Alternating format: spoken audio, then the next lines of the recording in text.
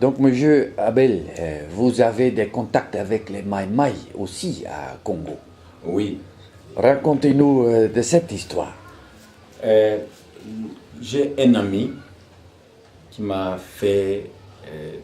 aidé pour avoir les contacts avec les Maïmaï qui sont dans les plateaux, dans les montagnes vers Sangue, dans les hauts plateaux. Ouais. Et les moyens plateaux de montagnes au niveau de la ville du village de Sangue. Et il s'appelle Clerc. On travaille avec lui. C'est à côté, c'est clair. À côté, oui. C'est un ami, un voisin du Croix-Rouge aussi. Du Croix-Rouge aussi. Il m'a dit non. Là, chez nous, il y a des gens qui réclament les médicaments PC parce que j'ai parlé de l'histoire des PC. Ils ont dit non, amenez-nous aussi Abel qui nous donne les remèdes. J'ai dit oui, on va aller. Mais juste quand nous arrivons dans le village de Sangue, il a dit non, nous devons aller voir les Maïmaï. J'ai dit c'est une bonne chose parce que les militaires sont traumatisés. C'est tous les groupes armés qui sont en brousse. C'était ton idée et c'était son idée. C'était mon idée. De traiter les Maïmaï. De traiter les Maïmaï. Oui. Tu avais fait déjà connaissance avec les Maïmaï? Oui, j'avais déjà fait connaissance, parce mais que lui aussi. Je t'ai trouvé une fois avec un commandant de Maïmaï. Oui. Juste à côté de l'université. Oui, il y a un commandant Maïmaï aussi que j'avais sensibilisé. Donc tu avais des contacts avec les Maïmaï? Oui, j'avais des contacts avec les Maïmaï, d'autres milliers. Ok. Mais les jours, je ne l'avais pas encore donné des remèdes. Okay. Mais les jours là, je suis monté dans les montagnes. À quel village À Sangue, on monte vers Kachatou. De Sangue, ok. On monte vers Kachatou là. Ok.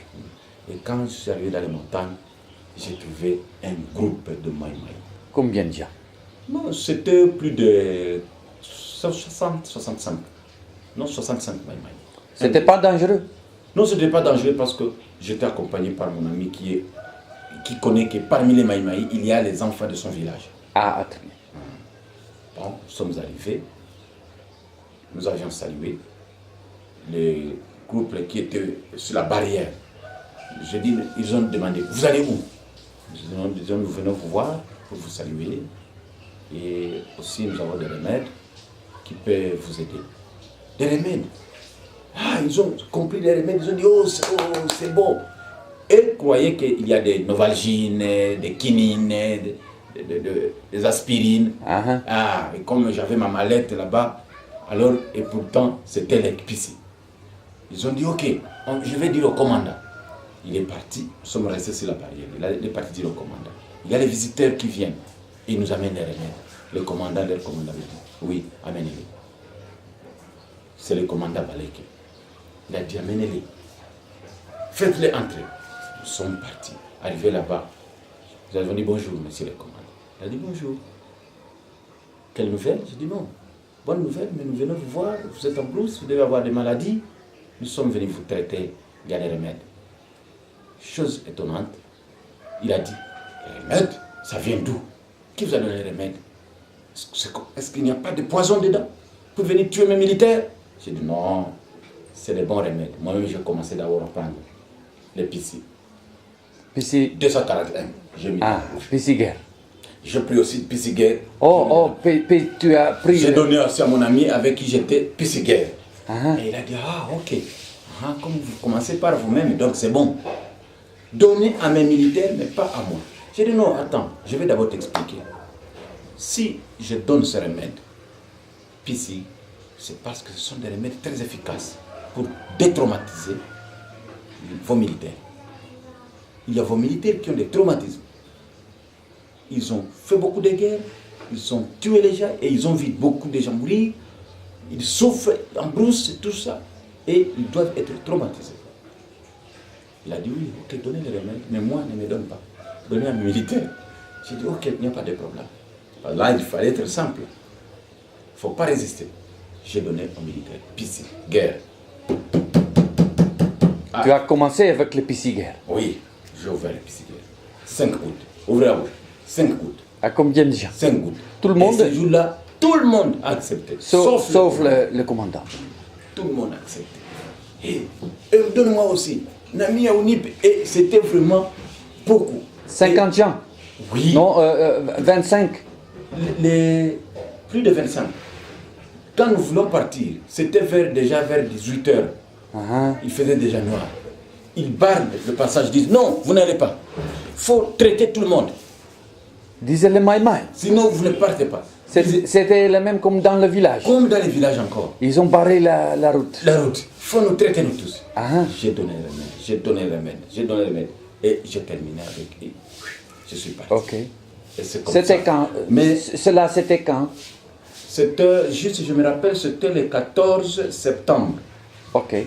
Par bonne chance, en novembre, la fois passée, c'était le 20 que j'étais à Sangue, j'ai trouvé 6 personnes Maïmaï, mais qui sont déjà au village.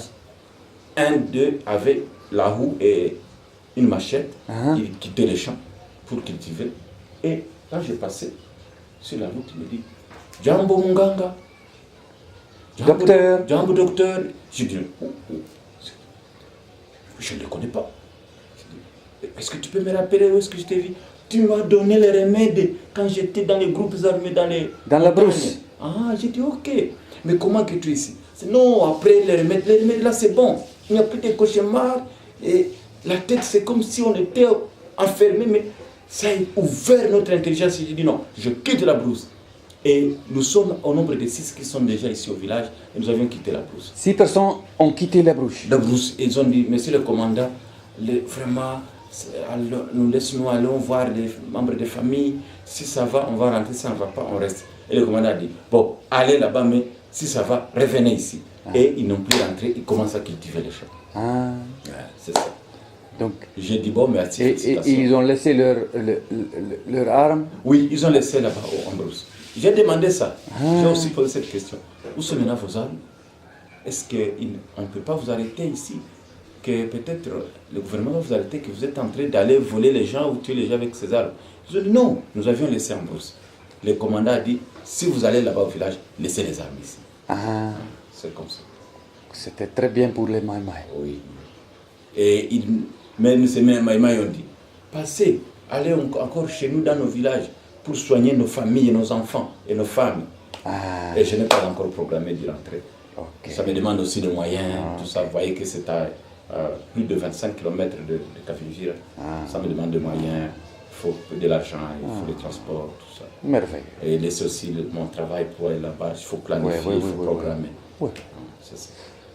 Mais je vais y arriver. Merci pour votre histoire. C'est un besoin pour la population. Et comme c'est toujours gratuit, pour les bienfaits de la population, des PC. Les remèdes de PC. Des remèdes de PC, Pita Chapa. Je dois aller là-bas. Asante. Merci. Asante sana. Asante sana. Merci.